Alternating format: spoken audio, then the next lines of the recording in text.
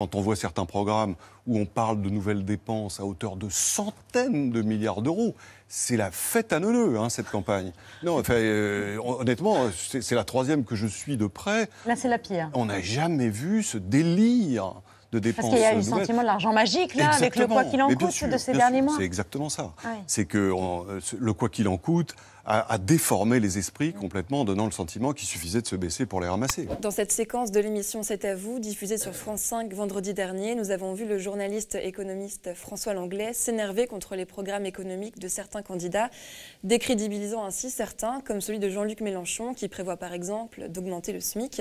Alors Thomas, est-ce que tu peux nous dire pourquoi est-ce que le programme économique de Jean-Luc Mélenchon est crédible et pourquoi certains s'acharnent tant à dire que non? Le programme de Jean-Luc Mélenchon est très crédible, tout comme celui de Macron est crédible, tout comme celui de Pécresse est crédible. Il faut se rappeler, en 2017, c'est ça qui a fait gagner Macron. C'est qu'on nous a dit que le programme de Jean-Luc Mélenchon, c'est ce que certains éditorialistes ont dit et qui redisent aujourd'hui, n'était pas crédible, n'était pas applicable. Alors même que ce programme avait été soutenu par plus de 100 économistes. Parmi certains économistes, les meilleurs au monde. Il y avait, je me souviens, Ha-Chun Chang, professeur à Cambridge, qui en 2017 soutenait le programme de Jean-Luc Mélenchon, un des économistes les plus importants au niveau mondial. Vous avez d'autres, comme en France, Bruno Amable, qui a eu le prix du meilleur jeune économiste, un des prix les plus prestigieux que le Cercle des économistes et Le Monde donnent. Donc vous voyez, c'est pas la CGT. Hein. Et il soutenait, et il soutient encore cette année, le programme de Jean-Luc Mélenchon. Donc vous regardez la liste des économistes, c'est des économistes très sérieux, avec les plus hauts diplômes, des enseignants-chercheurs, des professeurs, en France comme à l'étranger, qui ont soutenu ce programme, et en 2017 et récemment en 2022. Donc le programme est crédible. Et il faut comprendre une chose, et c'est peut-être ça la différence avec certains éditorialistes économiques qui font des éditos, qui peuvent être intéressants par ailleurs, mais qui ne sont pas des vrais économistes, c'est-à-dire qui n'ont pas fait des études d'économistes, qui n'ont pas fait des publications académiques, etc. C'est qu'en économie, vous n'avez pas qu'un seul avenir possible. Ça, c'est Margaret Thatcher qui le disait, hein, there is no alternative. Macron l'avait dit en 2017. L'autre programme est un mirage.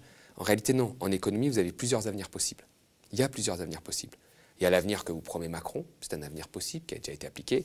Il y a l'avenir que vous promet Jean-Luc Mélenchon, qui est aussi un programme plutôt keynésien, mais qui a été appliqué en d'autres temps, entre les années 50 et 70 par exemple, avec le développement d'un fort service public, avec la réindustrialisation, la planification écologique.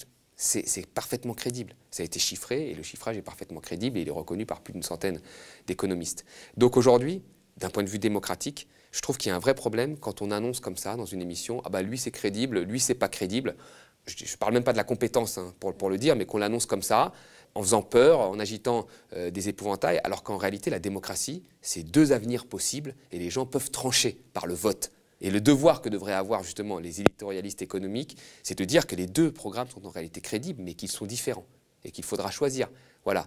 Et moi, si la démocratie dit que c'est Macron et les gens veulent le programme de Macron, bosser jusqu'à 65 ans, faire 20 heures ceux qui sont au RSA, baisser les impôts de production, bon, ils ont choisi, c'est leur programme, c'est la démocratie qui tranche. Mais qu'on ne dise pas qu'il y a un programme qui n'est pas crédible. Si les autres veulent le programme de Jean-Luc Mélenchon, retour à la retraite à 60 ans, investissement public, etc., ben, ils peuvent le choisir. Il n'y a pas qu'une seule voie en économie. Il y a plusieurs avenirs possibles et ils doivent être débattus sur un pied d'égalité. C'est ça, normalement, la démocratie. Vous voyez ? Et aujourd'hui, il y a des gens qui ne jouent pas ce jeu-là, en donnant leur avis comme ça, sous couvert d'une expertise et sous couvert du fait qu'ils ne prennent pas parti politiquement, alors qu'en réalité, ils prennent parti politiquement. Et ne pas prendre parti politiquement, c'est exactement ce que je fais en vous disant que deux programmes sont crédibles et qu'ils doivent être débattus sur le fond, sans en stigmatiser un par rapport à l'autre.